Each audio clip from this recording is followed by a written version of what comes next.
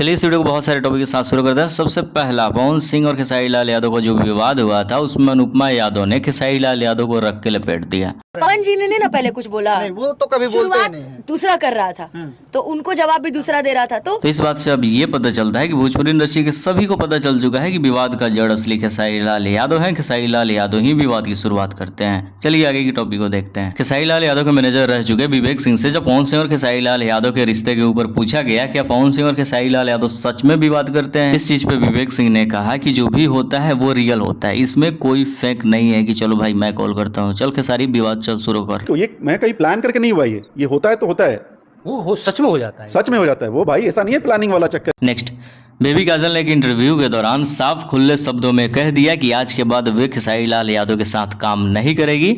ऐसा नहीं है कि वो पहले काम कर चुकी है, काम तो पहले भी नहीं किया है, लेकिन फ्यूचर में कभी काम नहीं करेगी। काम किसके साथ करेगी? सिर्फ और सिर्फ पवन सिंह के साथ। खेसारी लाल यादव जी के साथ भी देखा जा सकता है? नहीं, कभी नहीं, सिर्फ और सिर्फ पवन सिंह जी के साथ ही। हाँ।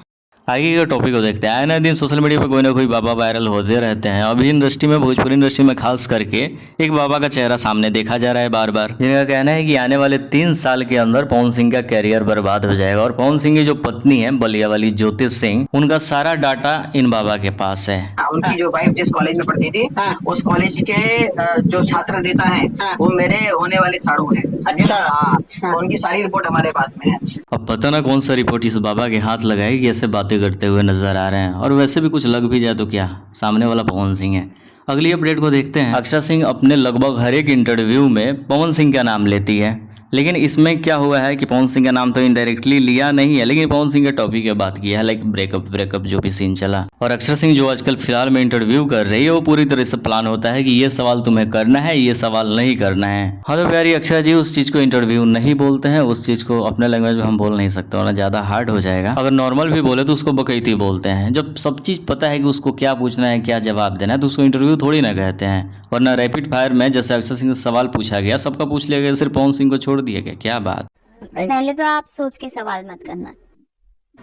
हमारे तो ब्रीथ लैंड होते ना, हमारे सारे लैंड है।